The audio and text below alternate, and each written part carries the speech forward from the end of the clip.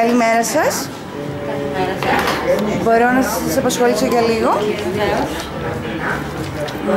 Εργάζεστε εδώ? Μάλιστα. Πόσο καιρό εργάζεστε? 3 μήνες. Τι δουλειά κάνετε εδώ? Παλαιογραφείο. Σας αρέσει η δουλειά σας? Πάρα πολύ. Είναι αλήθεια πως κοροϊδεύουν τον κόσμο και δεν τους πληρώνουν? Δεν ξέρω κάτι τέτοιο. Όσο καιρό είμαι εδώ, ποτέ δεν διαπιστώσω κάτι ανάλογο. Πληρώνουν σωστά? Σας έχουν καθυστερήσει ποτέ τα λεφτά σας? Όχι, ποτέ. Όχι, το είπα από την αρχή, αυτό ισχύει. Ποτέ δεν έγινε κάτι διαφορετικό. Είσαστε ικανοποιημένοι από τις αποδοχές? Αρκετά.